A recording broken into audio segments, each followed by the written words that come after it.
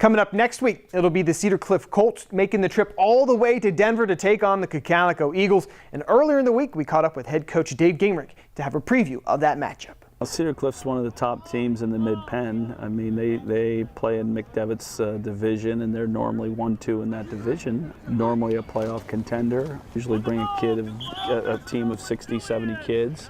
So they got good numbers, good tradition, and they're well coached. So, I expect them. We saw them a little bit at camp this summer, and they look big and physical and like they normally are. It's nothing new for Cocalico, who routinely schedules quality non-league opponents. And trying to slow down a potent Cedar Cliff offense will be even tougher this year because the Eagles are dealing with some major gaps on defense. Nearly 10 starters are gone. Well, I think this team especially can't rely on, the things that we had last year. Last year we had the luxury of playing kids one way, where these kids have got to go both ways. We don't have any Ben Fromm on defense or Joe Beringer on defense or anything like that, or Brandon Brubaker. We have kids that just need more time and more experience. So early on, we'll rely on the offense and the special teams. It was quite an explosive offense last year for Cocalico, who brings back all kinds of speed at the skill positions, including junior quarterback Noah Palm, who accounted for 23 total touchdowns in his year experience under center and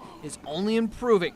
This game could be a high-scoring affair, but it will definitely be decided by who works together as a team more. We've really got to be team-oriented and pay attention to the details and really play for one another. So we really got to focus on team, and that's usually our message anyways, but especially this year. So mark your calendars. Friday, August 31st, 2 of the top teams in District 3 5A will square off at Eagle Stadium. Cocalico, an early season test. See how they handle a solid Colts squad. That's next Friday, 7 p.m. live on Blue Ridge 11. While we were at Cocalico practice, we got to know one of their offensive weapons, so it's time now to go under the helmet.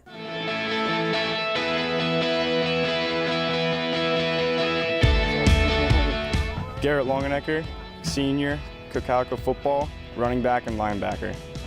After the game, my favorite victory food, I definitely asked my parents to go pick me up some McDonald's. Definitely a Big Mac and some fries. What NFL player I think my game's modeled after? Definitely Saquon. I think I definitely try and run like him. He's shifty, but he can also run people over, and I mean, that's kind of the best running back you want to be, is nobody knows what you're going to do next. I think if Coach G wasn't a football coach, maybe this would have been in his younger years. I think he definitely could have been in the military, because he's very time-oriented and very do it now and at the best you can do, and I think he would definitely be a military kind of guy.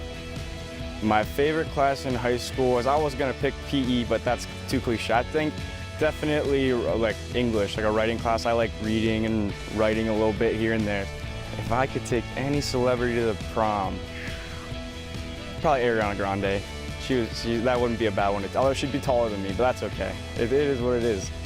I'm Garrett Longenecker, and you just went under the helmet at Cocalico Football.